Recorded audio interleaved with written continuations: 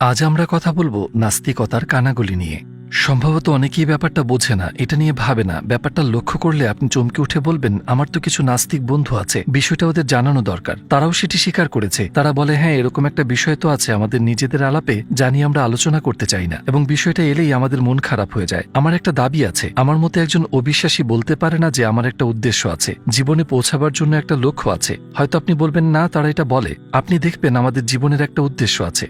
কি সেই উদ্দেশ্য? আল্লাহর সন্তুষ্টি অর্জন করা, জান্নাতে যাওয়া, জাহান্নামে না যাওয়া, একজন ভালো মুসলিম হয়ে ইসলামকে রিপ্রেজেন্ট করা। কিন্তু যখন একজন নাস্তিক বলতে চায় যে এটা আমার জীবনের লক্ষ্য, তখনই একটা চপেটাঘাত চলে আসে। সে আসলে নিজের গালে নিজেই চর বসায়। এই মানুষটিকে দেখুন, মানুষটি এখন আর জীবিত নেই। ৯৭ বছর বয়সী দার্শনিকের দৃষ্টিতে মৃত্যু নামে তিনি একটি ভিডিও বানিয়েছিলেন। এই ছবিটা ভিডিও থেকেই নেয়া। উনি ভিডিওটা রেকর্ড করেছিলেন ৯৭ বছর বয়সে। তিনি একজন নাস্তিক দার্শনিক, কথা বলছেন তার জীবন নিয়ে, প্রশ্ন করছেন জীবন আর মৃত্যু নিয়ে। তবে কথা হচ্ছে, মৃত্যুর পর কি ঘটবে বলে বিশ্বাস করে নাস্তিকরা? তারা বিশ্বাস করে তারা শেষ হয়ে যাবে, অনস্তিত্বে বিলীন হবে। এই মনস্তত্ত্ব একজন মানুষকে পাগল করে দিতে পারে। তোমাদের বলবো এই চাচার গল্প।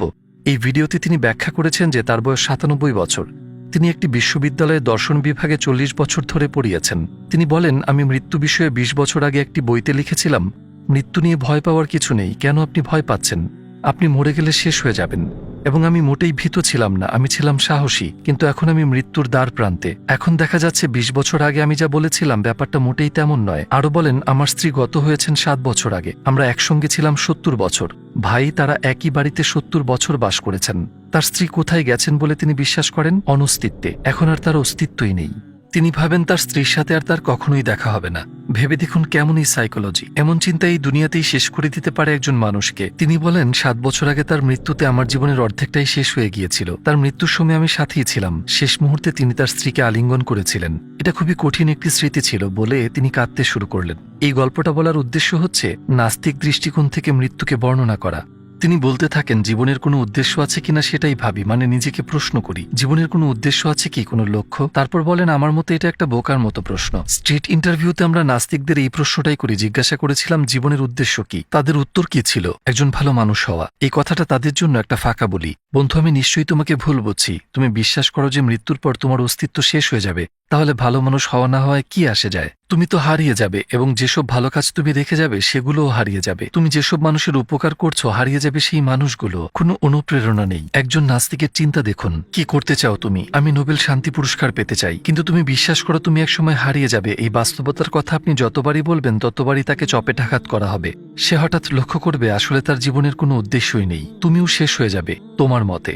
তবে আমার মতে অবশ্যই তুমি শেষ হয়ে যাবে না। যেসব ভালো কাজের কথা তুমি বলছো শেষ হয়ে যাবে সেগুলো। এবং ভাবুন ব্যাপারটা, ভাবুন এই মানুষগুলোর সাইকোলজি নিয়ে। আপনার প্রিয়জনরাও হারিয়ে যাবে। আপনার মায়ের দিকে তাকান, তার মৃত্যু হবে এবং তাকে আর কখনোই দেখবেন না। চলে যাবেন চিরতরে। আপনি তাকাবেন সন্তানের চোখের দিকে, তারপর মৃত্যু আসবে, সব শেষ। আর কখনো দেখা হবে না আপনাদের। সবকিছু, সবাই আপনার হাত ফসকে বেরিয়ে যাবে। সেদিন একজন নাস্তিক এখানে এসেছিল। ব্যাপারটা আসলে ইন্টারেস্টিং। তিনি বললেন, আমার মা বাবা ও ভাই বোন আছে, তাদের সাথে আমার খুব দূরত্ব। আমি চেষ্টা করি তাদের ভালো না বাসতে। কেন? তিনি বলেন, কারণ মৃত্যুর পর তারা হারিয়ে যাবে। তাদের সাথে আমি দূরত্ব বজায় রাখি, কারণ তাদের বেশি ভালোবাসলে অনেক কষ্ট পাবো, তাই তাদের ভালো না বাসতে চেষ্টা করি। ভাইরা, এটা কি জীবন?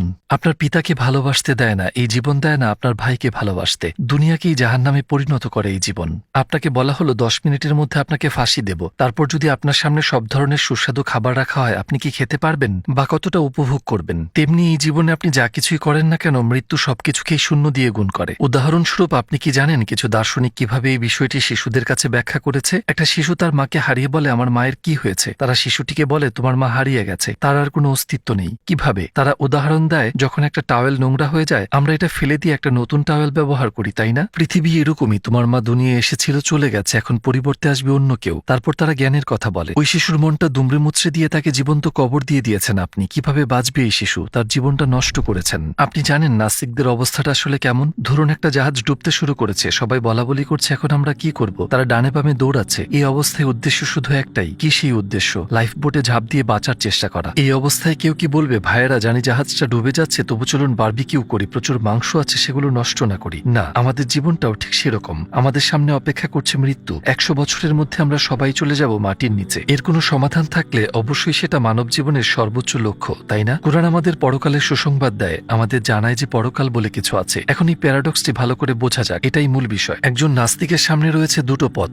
যদি সে সঠিক হয় অবশ্যই আমরা এটা বিশ্বাস করি না, কি হবে তার পরিণতি, সে হারিয়ে যাবে। যদি তার কথা সঠিক না হয় মানে ইসলামী প্রকৃত সত্য এবং আল্লাহর অস্তিত্ব আছে, একজন অবিশ্বাসী হিসেবে সে জাহান্নামের আগুনে পড়বে। তার পরিণতিটা হবে খুবই ভয়াবহ, সে সঠিক হোক কিংবা ভুল হোক, কোনো তৃতীয় অপশন নেই। উদাহরণস্বরূপ আপনি কি জানেন যে কিছু নাস্তিক দার্শনিক আত্মহত্যার প্রশংসা করেছেন? তারা বলেছেন এই জীবনের কোনোই অর্থ নেই, আমরা এখানে আছি বিনা কারণে এবং একসময় আর থাকবো না, তার উপর জীবন দুঃখ দুর্দশায় পূর্ণ, তাহলে বেঁচে থেকে আরো কষ্ট আমি কেন ভোগ করব? তাই আত্মহত্যা করাটা একটা যুক্তিযুক্ত কাজ। তারা আত্মহত্যার প্রশংসা করার পাশাপাশি কেউ কেউ আবার সত্যি আত্মহত্যা করেছেন। মাঝে মাঝে আপনি কিছু আত্মবিশ্বাসী নাস্তিকের দেখা পাবেন। ভাই, আপনার এমন শান্ত হওয়ার কথা না। প্রথম অপশন আপনার অবস্থা দুঃখজনক, দ্বিতীয় অপশন আপনার অবস্থা দুঃখজনক, তৃতীয় অপশন নেই, আপনি শান্ত থাকতে পারেন না, আপনার কোনো মোটিভেশন, জীবনের কোনো উদ্দেশ্য নেই, আপনার উচিত বসে বসে কাঁদা। যে জীবন আল্লাহর জন্য নয় সে জীবন নিরর্থক, সেজন্যই তাদের অনুভূতিকে তারা অবশ করে রাখতে চায়। অসারতা কেবল ড্রাগ বা অ্যালকোহলের মাধ্যমেই ঘটে না, মাঝে মাঝে তারা নিজেদেরকে ভুলিয়ে রাখে বিনোদনে বা হারাম আনন্দে। বস্তুত আমি একটা গবেষণাপত্রে পড়েছি, নিজেদেরকে নাস্তিক দাবি করা অনেকে বৃদ্ধ বয়সে কিছু একটাতে বিশ্বাস করা শুরু করে। চারপাশের মৃত্যু তাদেরকে নাড়া দেয় এবং মাতাল অবস্থা থেকে জাগিয়ে তোলে। যখন বোধশক্তি ফিরে আসে তারা সত্যিকার অর্থে ধর্ম নিয়ে পড়াশোনা শুরু করে। জীবন এরকমই প্রিয় ভাই। আপনি একটি ফেরারি গাড়ি কিনলেন, বসফরাসের সমুদ্রের কাছে একটা চমৎকার বাড়ি কিনলেন, নতুন ফোন কিনলেন, লেটেস্ট মডেলের আইফোন ইত্যাদি, কিন্তু মৃত্যু এসে বলে কাছে এসো, তোমার সব অর্জনকে এবার শূন্য দিয়ে গুণ করা যাক। এখন সবকিছুর ফলাফল শূন্য। শুধু যে নাস্তিকদের ক্ষেত্রে এমন হয় তা নয়, এমনটা হতে পারে মুসলিমদের ক্ষেত্রেও, যদি তারা আল্লাহর সন্তুষ্টি অর্জনের জন্য জীবনযাপন না করে, অর্থাৎ আল্লাহ, কোরআন, নামাজ, রোজা এসবের দিকে মনোযোগ না দিয়ে পাপে ডুবে থাকে। মৃত্যু এসে বলবে শূন্য দিয়ে গুণ সমান শূন্য। ব্যাপারটা কি মন খারাপ করার মতো নয় ভাই? কিন্তু দেখুন, আমরা এখানে আল্লাহর পথে আমরা যা করছি সেগুলোর হিসেব আছে। যদি আমাদের ভাই ও বোনেরা এই ভিডিওটি দেখে থাকেন, তার জন্য আমরা এখন সোয়াব পাচ্ছি। এটি কি শূন্য দিয়ে গুণ করা হবে? না, এক্ষেত্রে গুণ করা হচ্ছে 1 দিয়ে, কখনো কখনো 10 দিয়ে, এমনকি 100 দিয়ে, আবার কখনো 1000 দিয়ে। আর লাইলাতুল কদরে 30,000 দিয়ে গুণ করা হয়। মাঝে মাঝে একজন মানুষের নফস দুনিয়ার প্রতি অত্যাধিক মাত্রায় ঝুঁকে পড়ে, তাহলে ধর্ম আর বিশ্বাসের কি হবে? ঠিক আছে ভাই, আমরা ওসব পালন করবো আরো বয়স হলে।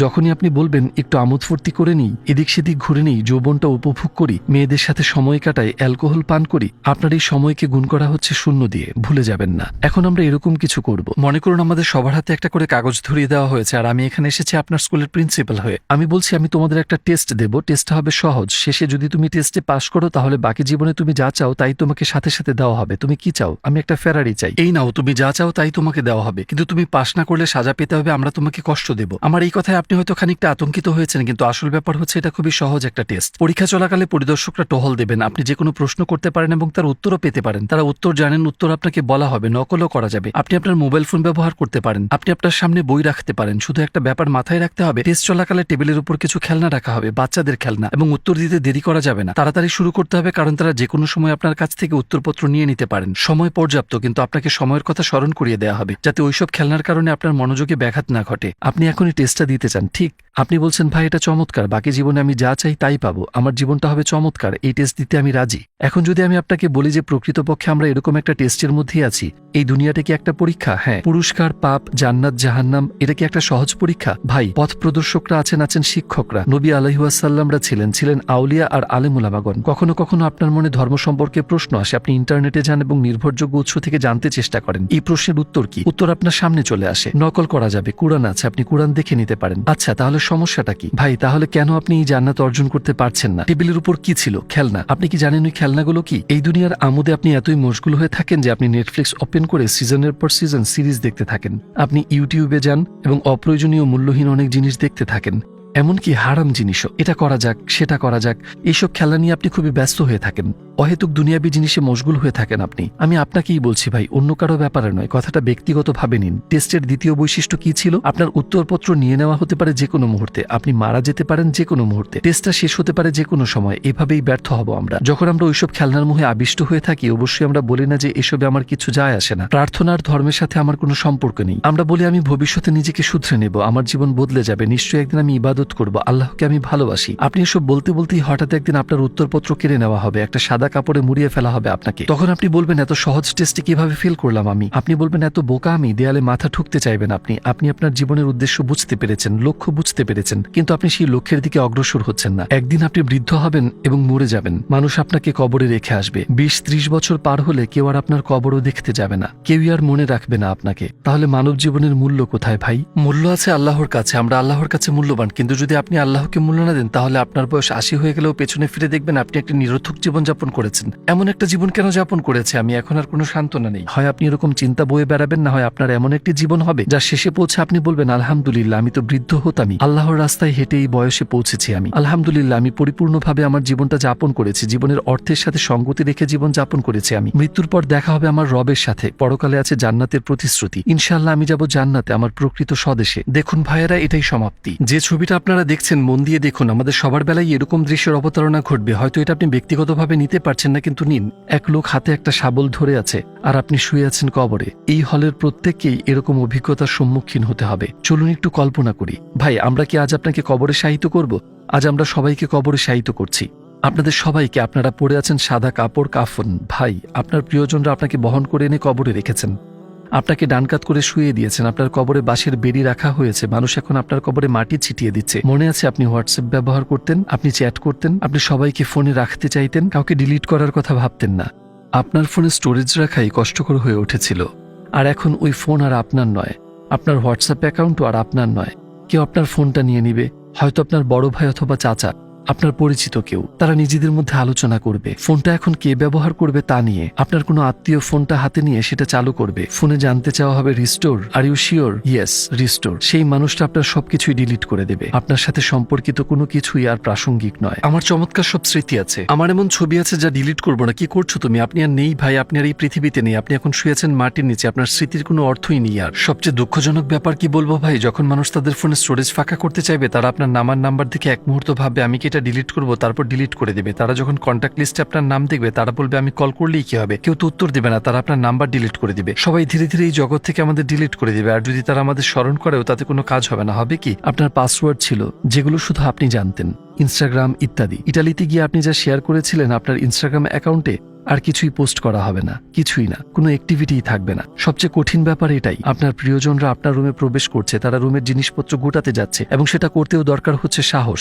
তারা আপনার রুমে প্রবেশ করে দরজা খুলে একটা কফি কাপ আছে যেটা ছিল আপনার বহু নিঃসঙ্গ রাতের সঙ্গী, তারা কাপটা তুলে নিয়ে ব্যাগে ভরে। আপনার খুবই পছন্দের এক জোড়া জুতা আছে যা আপনি পরতেন শুধু বিশেষ দিনগুলোতে, দ্রুত সেগুলো তারা ব্যাগে ভরে। আপনার একটা জ্যাকেট আছে যেটা এখন উষ্ণতা দেবে অন্য একজন মানুষকে। আপনার যা কিছু ছিল তার সবকিছুই দিয়ে দেওয়া হবে অন্যদেরকে। এ কেমন পৃথিবী ভাই? দুনিয়াদারি আল্লাহর জন্য না হলে তা কতটা নিরর্থক সেটাই ব্যাখ্যা করতে চেষ্টা করছি আমি। কিন্তু আমরা যদি অনুতপ্ত হই, আল্লাহর করুণা অপার। উদাহরণস্বরূপ ধরুন আমরা অনুতপ্ত হয়েছি, আল্লাহ আমাদের সকল পাপ তাৎক্ষণিকভাবে মুছে দেবেন এবং আমরা সম্পূর্ণ নতুন জীবন শুরু করতে পারবো। আপনাদের কেউ কেউ হয়তো বলবেন ভাই, যখন এখানে আপনার কথা শুনি তখন ভালোই লাগে, কিন্তু যখন এখান থেকে যাই তখন সবকিছু বদলে যায়, শয়তান আমার সাথে খেলা শুরু করে। এই সমস্যার সমাধানের একটাই উপায়। কি উপায় আমি বলবো? এটি একটি ট্রিপল ফর্মুলা। 3টা জিনিস আপনাকে বদলে দিবে। এগুলো ঠিক করতে পারলে আপনার সমস্যার সমাধান হয়ে যাবে। প্রথমত, আপনি কি ধরনের বই পড়ছেন সেটা লক্ষ্য রাখুন। কোনো অনাবশ্যক, অপ্রয়োজনীয় কিংবা ক্ষতিকর বই নয়, কেবল ইতিবাচক আর দরকারি বই। পৃথিবীতে অজস্র বই আছে এবং আপনি সবগুলো পড়তে পারবেন না। সেই বইগুলোকে প্রাধান্য দিন যেগুলো আপনার সবচেয়ে বেশি দরকার এবং পরকালের ব্যাপারে সহায়ক হবে। দ্বিতীয়ত, আপনি কি দেখছেন সেটা লক্ষ্য রাখুন। ইউটিউব এবং অন্যান্য প্ল্যাটফর্মে আপনি কি দেখছেন সেটা লক্ষ্য রাখুন, কারণ এই জিনিসগুলো আপনাকে সরাসরি প্রভাবিত করে। বইয়ের মতো ভিডিও প্রভাব ফেলে একজন মানুষের উপর। আর কি, বন্ধুরা আপনাকে প্রভাবিত করে। তৃতীয়ত, বন্ধু নির্বাচনে সতর্ক হন। বন্ধুত্ব করুন বেছে বেছে এবং এড়িয়ে চলুন সেসব বন্ধুকে যারা আপনাকে খারাপ পথে আহ্বান করে। যদি আপনি এই জিনিসগুলো বদলাতে পারেন তাহলে অবধারিতভাবে আপনার উপর ইতিবাচক প্রভাব পড়বে, কারণ আপনার 3টি প্রভাব বিস্তারকারী ফ্যাক্টরি ইতিবাচক হবে। অন্যভাবে বলতে গেলে ভালো বন্ধুরা আপনাকে আহ্বান করবে ভালো ও প্রয়োজনীয় কাজে। এটাই আমার পরামর্শ। ব্যাপারটা স্রোতের অনুকূলে যাওয়ার মতো। স্রোত যদি জান্নাতে যায়, আপনিও স্রোতের সাথে সেখানেই যাবেন। যেহেতু আপনার বন্ধুমহল পরিবর্তিত হয়ে গেছে, ওই স্রোত আপনাকে জান্নাতে নিয়ে যাবে। এমনকি আপনি খারাপ হতে চাইলেও আপনার বন্ধুরা আপনাকে নষ্ট হতে দেবে না। আমি নতুন এক গার্লফ্রেন্ড পেয়েছি। আপনার বন্ধুরা বলবে তুমি কি করছো ভাই? অন্যদিকে কিছু স্রোত জাহান্নামের দিকেও প্রবাহিত হয়। কিছু বন্ধু আছে যারা আপনি ভালো কিছু করলে বলবে কি করছো তুমি,